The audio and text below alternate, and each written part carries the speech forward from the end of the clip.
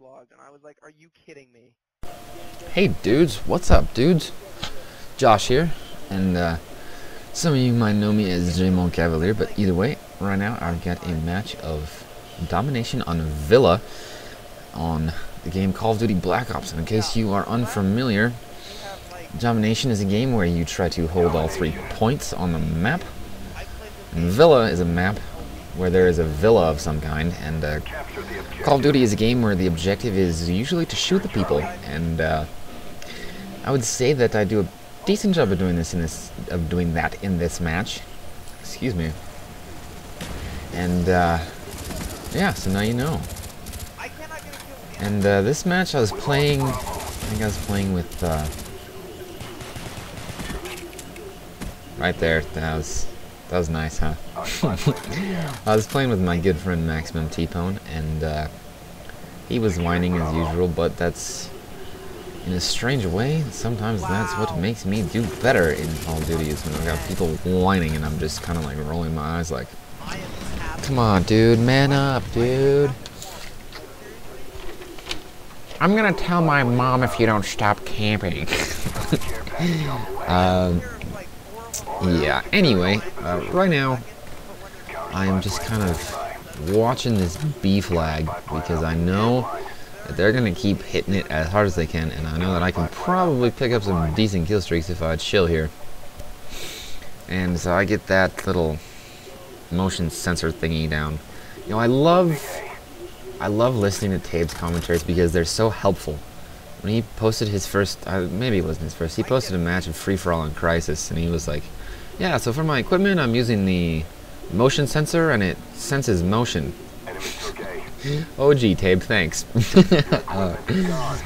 But anyway, this match, I'm not sure what the final score is, but it was good. It was like 15 or something KD, so that's not too bad in my book.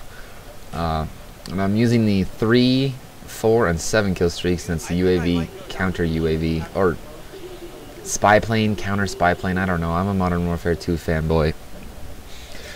But yeah, this is the 3rd Black Ops video that I've posted, and I'm currently on a quest to get a gameplay on every map to show you guys, to kind of let you know what it is that I do to kind of stay alive and help out my team the best that I can, and blah blah blah blah blah. And I do a pretty good job of this match. That first sequence up until now was just me watching over that B flag, and right here we're gonna take C back, and yeah, this match is not really anything too out of the ordinary as far as I'm concerned. I think what people don't really realize is that my style of gameplay doesn't really differ from game to game. It's just how well it works. That has a lot to do with connection, and not a lot to do with the talent of the enemy team, or whatever other variables you might think that there are. It's mostly just whether or not it's working, and whether or not the enemy is getting their shots off. And a lot of times I find, especially on this game, if I have host, I'm gonna get a good game, and I try to take advantage of that, because I haven't been getting host too often recently, because out here in Podunk, Montana, things aren't always shiny and happy.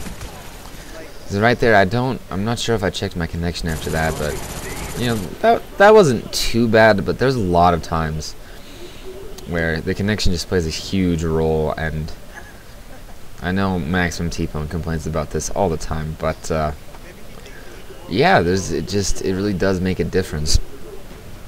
So I think my last commentary was on Array, and I think this map is probably a little bit smaller than that one, but in general it's kind of the same play style, in that those are the 2 biggest maps in the game, and you kind of just, map control is so critical. And I was jotting down notes for after this game for the commentary, and the one thing that popped up the most was map control. Map control is so critical.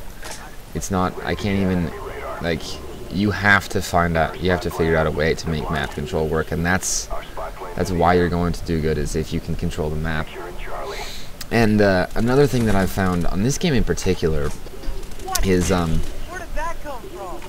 right there you can hear Maximum T-Bone complaining. But one thing that I've found is that your setups really make a difference. Not always in whether or not you're gonna like win gunfights or lose gunfights or anything like that, but when you're trying to play the objective, it is absolutely critical that you get the right setup for what you're gonna try to do.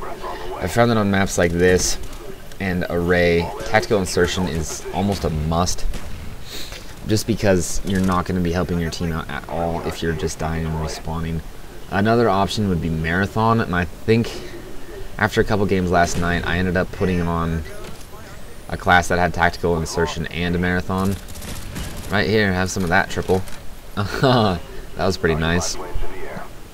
But yeah, that's the one thing that's well, the two things mainly that I've found are critical to the success of your kill death ratio is that you need to kind of just patrol one area of the map and don't make it an open area that you're going to patrol. Try to make it a closed area. I do a good job of doing that on this map, whereas maps like Launch, I have a really hard time doing well on Launch because there's no closed space in which you can get a lot of kills in, and I want to hit the fringe areas where I can be safe and get a few kills, which usually ends up being charging spawn and getting a lot of kills. But either way, that's kind of the strategy that I like to deploy. And yeah, I don't know. I think if you set up your classes right and you're working the map, you should have some success. And the next thing on my list of things to talk about is to choose the right kill streaks. I think this is really something that not very many people think about, but it's really, really important. For a while there, I was using 8, 9, 11, and that's not a bad kill streak at all if you want to go for Mongo amounts of kills. It's not, however, very productive, and I don't really know the best way to word that, but it's going to be a rare occasion that you actually get your 8, 9, and 11 kill streaks, whereas in this game I'm using 7, 4, and 3. I don't know if I already mentioned that, but if I can get a 3 kill streak, which is almost a given for every life that I play on, if I can get a 3 kill streak, that's pretty much going to carry me into my helicopter, and that's also going to help out my team a ton. If I was really unselfish, I would use the 8 kill streak, but I just haven't had it on because it seems like 3, 4 to 8 is too big of a gap for me. 3, 4, 7 is pretty big in my opinion anyway, but I think it's a valid point, and one that's been brought up by CNAtors most recently, but by a lot of commentators, is that you should choose your kill streaks catered to your ability, and don't be afraid to choose your kill streaks that are below your ability. And I've done that a lot, and most notably in Modern Warfare 2, whenever I would use like 347 or 345, and players like Banana Magic and It's the Zodiac, they would always be like, "Who is it that's getting all these damn UAVs?" And I'd be like, "That's me." Like, God damn it, you're a magnificent human being. Like, players that are good really appreciate it when you use unselfish kill streaks because it benefits them to the nth degree, and that's something that I'm willing to do, is to be the UAV whore and to just kind of let players like Banana Magic shine, because I don't know if I've gotten a true match of him at his best, but he can wreck some people. And yeah, anyway, right here you see me and some dogs just murder this room.